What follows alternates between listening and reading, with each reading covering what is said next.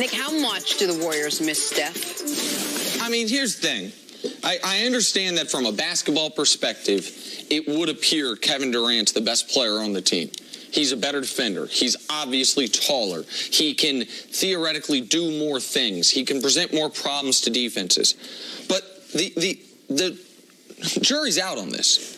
The jury's not out on this, I should say. Steph's the most important Warrior. Steph is the guy that takes them from a good team to a spectacular team. This year, they were 10-1 until the game Steph got hurt. Since then, they're 2-3. And that duplicates what we saw last year. They missed a lot of games without Steph. Steph missed 31 games last year. They were a 500 team without him. They were on a 65-win pace with him. Like, this Warriors team, I believe they're going to win the championship. I believe that they're going to cruise to a championship. The only but is they continue to show you if Steph isn't there, they can be beaten. If Steph isn't 100%, they can be beaten. I know they had the distractions off the court last night, but the Rockets are not a good team right now. The Rockets don't have a home court advantage right now. You guys saw in the highlights, that lower bowl is mostly empty. A tip-off. They got blown out, in part because of what was going on off the court, but in part because Steph isn't there and what he creates for them. This is the problem with Steph. And it's not a Steph problem. It's more of the other people's problem. When Steph's not playing, because right now in the NBA, Steph Curry is the MVP. He has played the best. They were giving out the award, even with the injury. They would have to give that MVP to Steph, even though we say, man, with KD coming over, it's going to cancel each other out. So it becomes important. Draymond is not a good basketball player without Steph being on the court.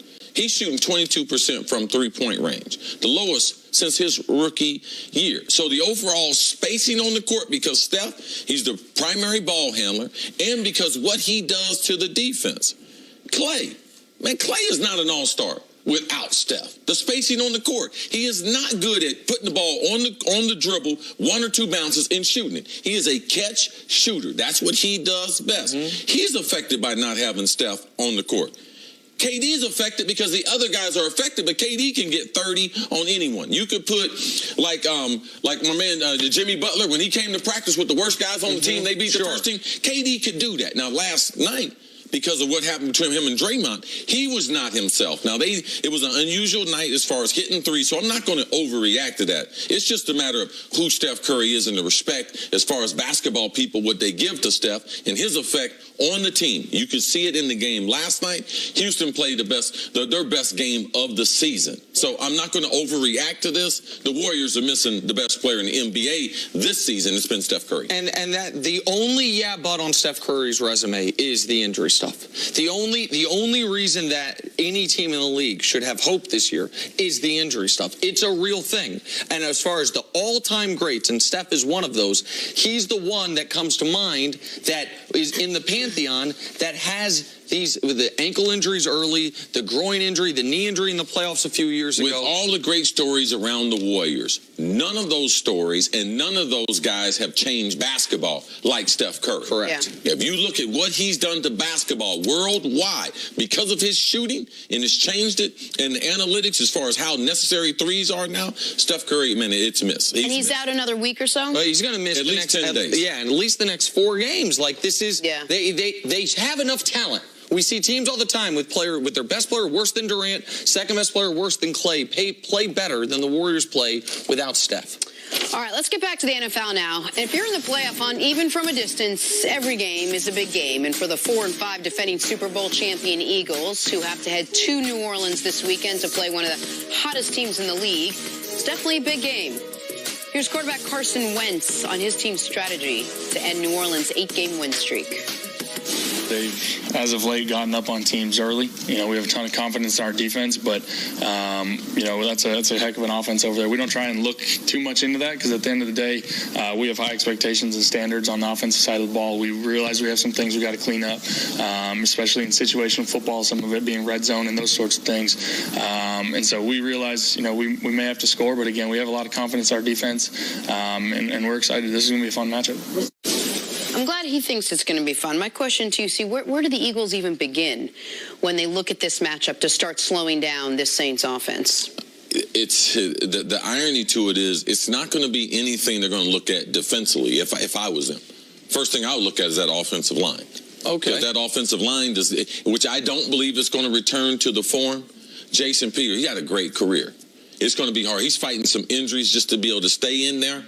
He's not nearly the player that he was over a year ago.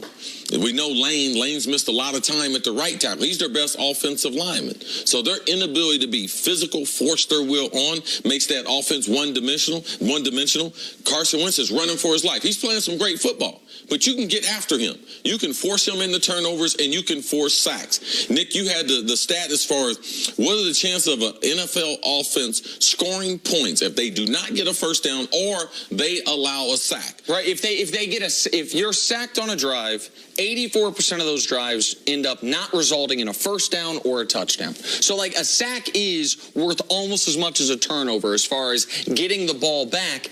And that's one of the reasons the Saints offense has been so dynamic. Yes. They're not allowing any sacks. Nope. Like, the Stink talks about how great the offensive line's been playing, but that's also Drew Brees. Diagnosing it, knowing if they got an extra man coming, I'm going to my hot, and getting the ball out so quick. It's also, I think, one of the reasons, not having a true number 2 wideout hasn't killed them this year, because so many of their passing plays have been those quick plays to either the tight end or the running back or Michael Thomas on a slant that he has been ruining people on. Right now, the Saints offense is a problem no one can solve. Right now, your hope for the Saints is what the Bucs did. We're going to put up 40+2. Your hope for the Saints is what the Rams tried to do. We're going to outscore you. But you don't think the Eagles can do that? No.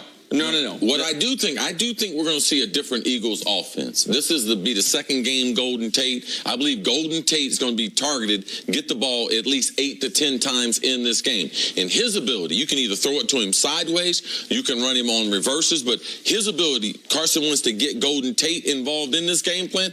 I believe it makes Alshon that much better. I believe it makes Ertz that much better. And if they can get Darren Sproles back, who re-injured his hamstring, that's the way you control with the short passing attack. I believe that Golden Tate, from a pure wide receiver standpoint, is the best wide receiver on the Eagles team. And I believe this is the first game that he has real impact since that trade 2 weeks ago. I think he was the best wide receiver moved at the deadline, and he's maybe the second best wide receiver that's moved at all next to Amari Cooper. But he also had the least impact of any of the guys in his first game with his new team. You were talking earlier about Jalen Ramsey and his comments. I don't know if you remember, Alvin Kamara, a friend of ours, and a guy who seems like a really nice kid, said something really interesting that I'm curious if you think will apply to this game, have any impact on this game whatsoever. And he was asked about it this week. He had said that if they would have, the Minneapolis Miracle didn't happen, if the Saints would have gotten the Eagles, we would have, quote, beat the bleep out of them. He was asked about it this week, and he said, yeah, that's what I said. I don't care if we're playing against the Monstars, my team, whatever I'm on, I'm going to say we're going to win. Is that the type of thing that on the Eagles side is a little extra for him, or since this is a must-win, it doesn't matter? Well, it's a must-win. You just take little things, and it's a little message you do take on the field, and you try to, you have to stop what they're doing. And Sean Payton's in so much into matchups, you have to be careful, because that's not something that helps motivate you if not used in the right way. I wouldn't say anything to him unless we were having success. Once you start having success, then you mention it to him. On the field. Okay. Yes, in real time, but you must have success first. That Eagles defense, the back end of that, they're going to have a hell of a time being able to stop New Orleans offense. And watch for Sean Payton. We talk about how hard it is to learn an offense. Watch Sean Payton find something for Brandon Marshall. Watch him find a matchup in this game, because the Saints, we talk about them, man, they throw the ball, Drew Brees. Yeah. They are really trying to be physical. And you talk about one of the most physical wide receivers, watch Brandon Marshall. Never played in a playoff game in his 13th season with the team that has the best record in the NFL. Gotta take a break. The Eagles secondary